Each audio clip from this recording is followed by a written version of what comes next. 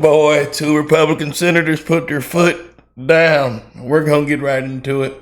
I hope everybody is blessed, well, healthy, and that nothing but the best is going on in all you beautiful people's life. They say, you were shoplifting? Oh. All right. You going back out there, do it again.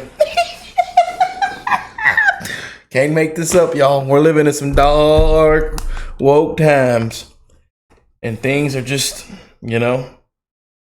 criminals are walking around free. There's criminals in the office. There's criminals everywhere, smiling. Go right back out there, do it again. Then they say it makes everything more expensive. Well, wait, hold on. Boosting minimum wage makes everything expensive as well, too. Yep.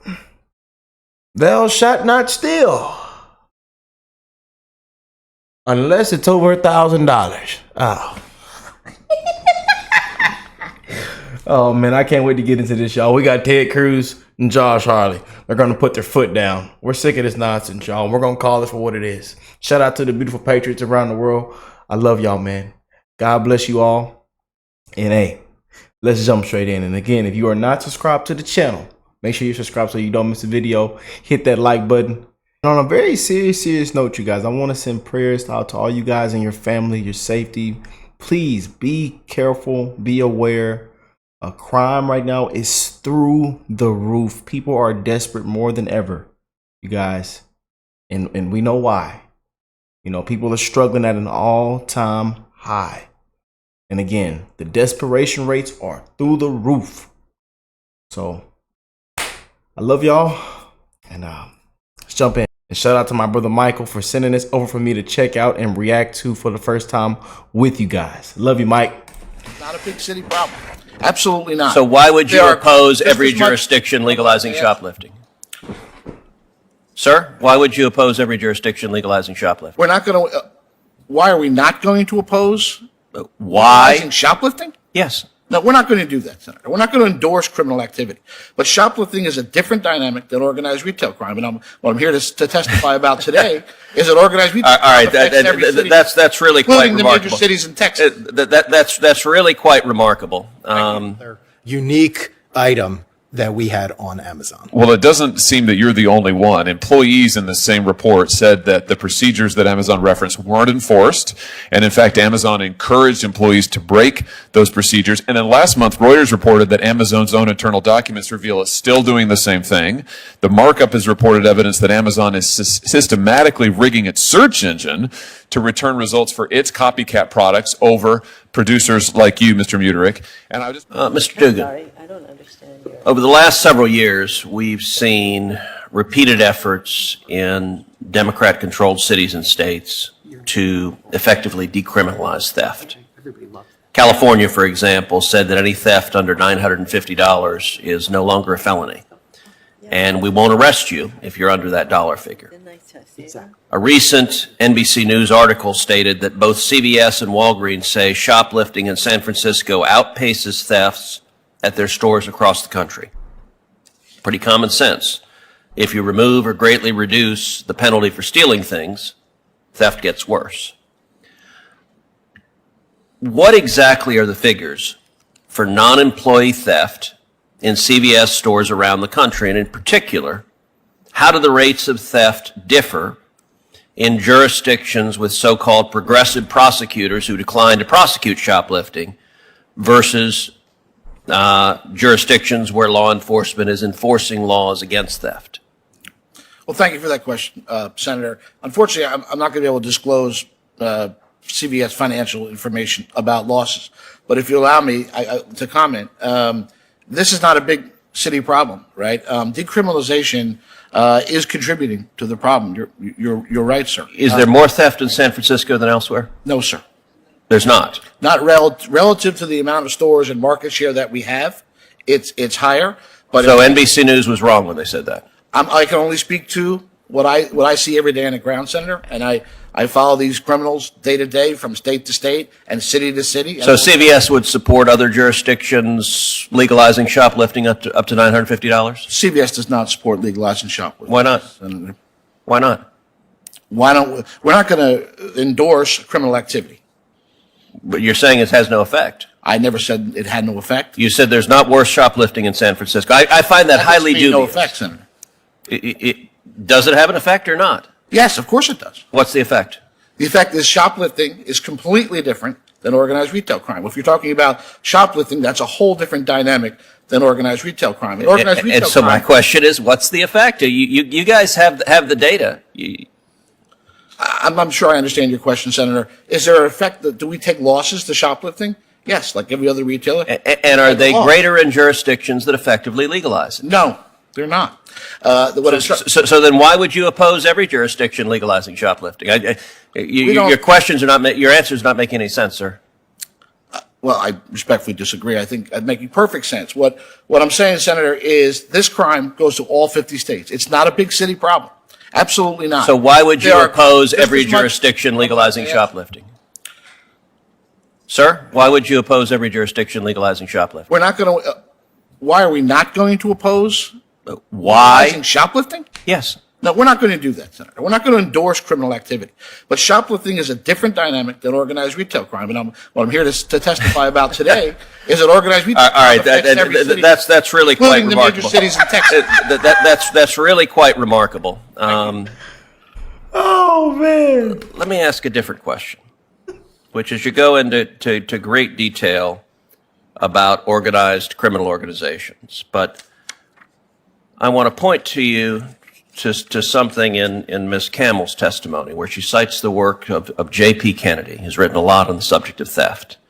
Oh boy. And one scholarly article that Mr. Kennedy wrote, Functional Redundancy in Response to Employee Theft Within Small Businesses, has an interesting paragraph on the second page which is relevant to this discussion.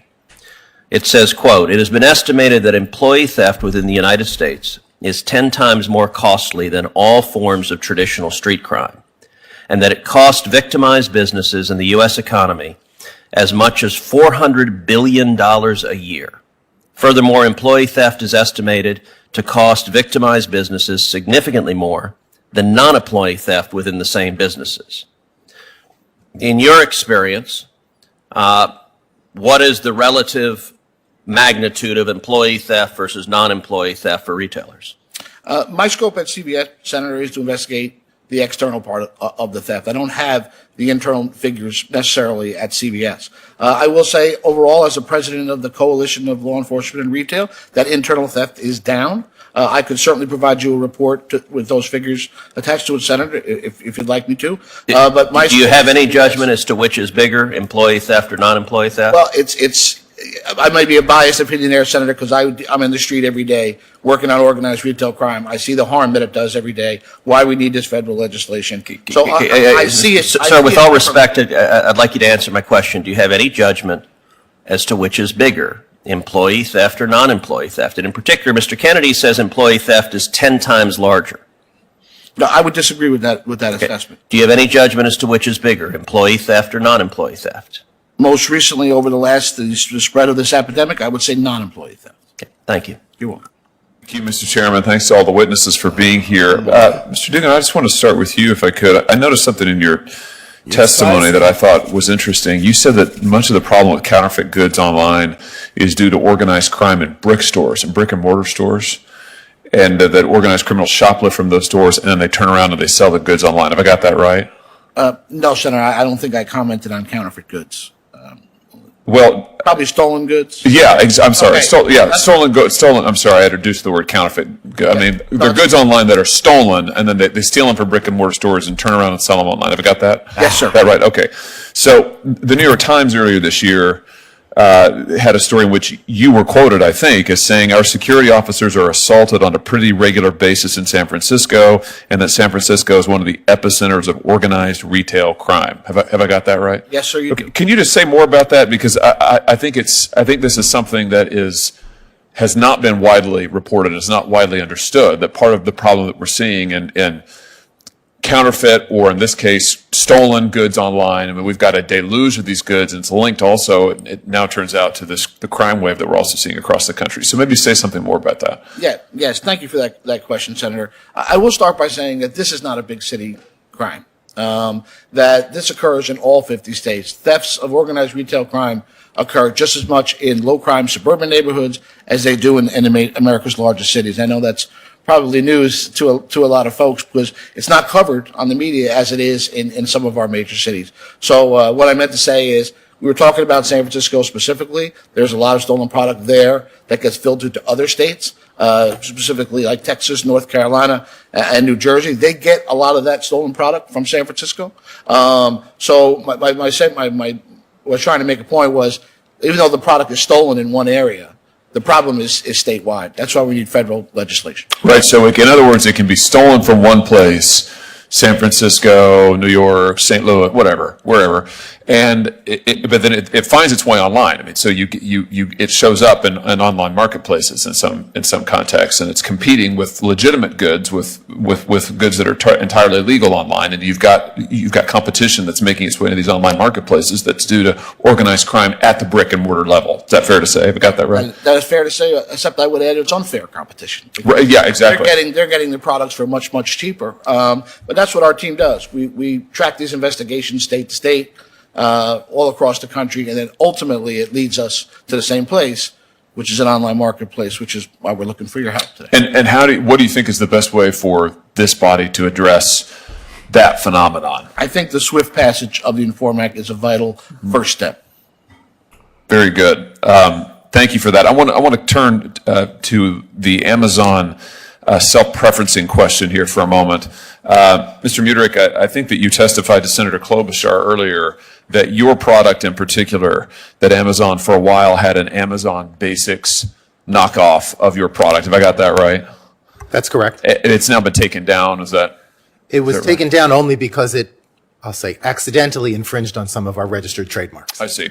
So I just want to highlight this problem because I think it's so central. Last year, the Wall Street Journal reported that Amazon collects detailed data about merchandise so Amazon can create copycat products. They did that with your product, it sounds like. The Wall Street Journal report said this was standard operating procedure. Amazon denied that.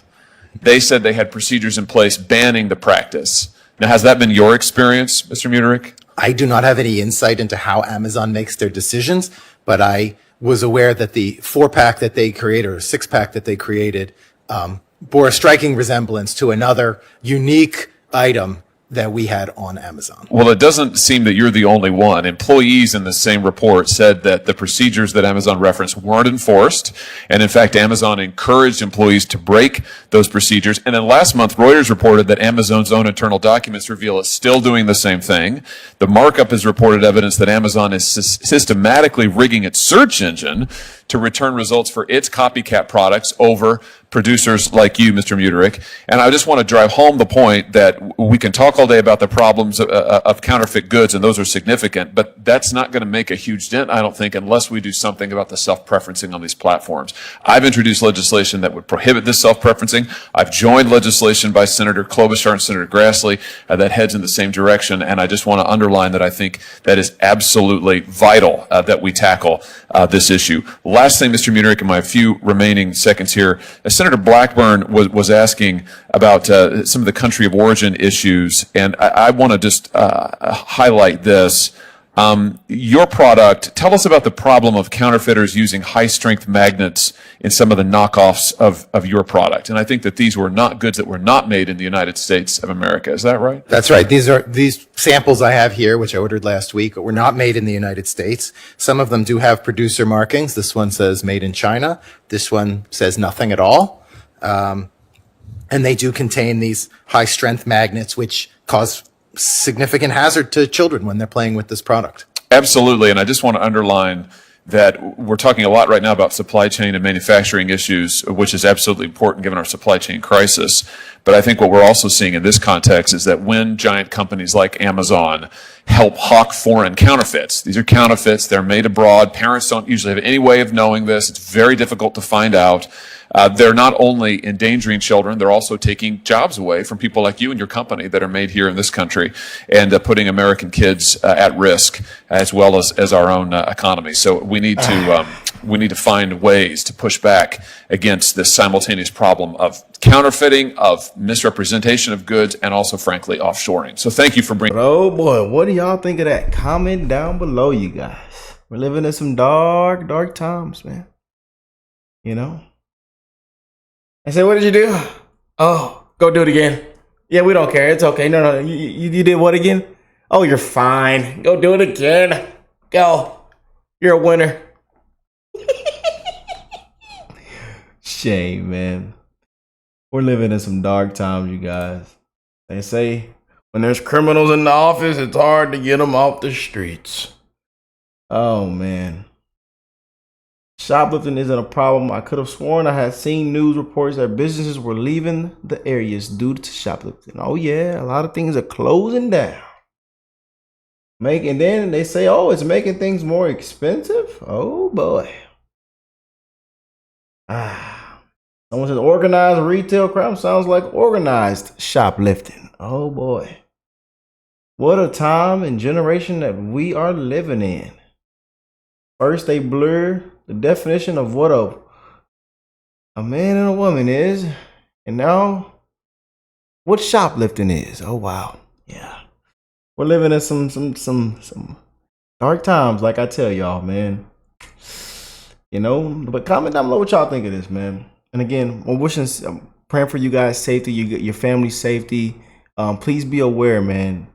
People are more desperate than ever. People are struggling at an all-time high, especially in 2024, man. For real. So, I mean, you walk outside, you're on bricks. I mean, I'm just being honest now. Just being honest. You know, it's bigger than just shoplifting. So, again, I want to bring that to people's, mind as well. Just please be aware, be conscious, have cameras, have things set up in your house, at your household. Just try to, prevent stuff, man, because right now we're living in some crazy times, y'all. But let me know what y'all think of this. Y'all know we love some Ted Cruz. We love Josh Hawley, man. I had to be here for it, you guys. And I want to thank my brother Mike for sending that one over for us to check out and react to. I love y'all. God bless you all and your families. And I will catch you beautiful people in the next one. Peace and love, y'all.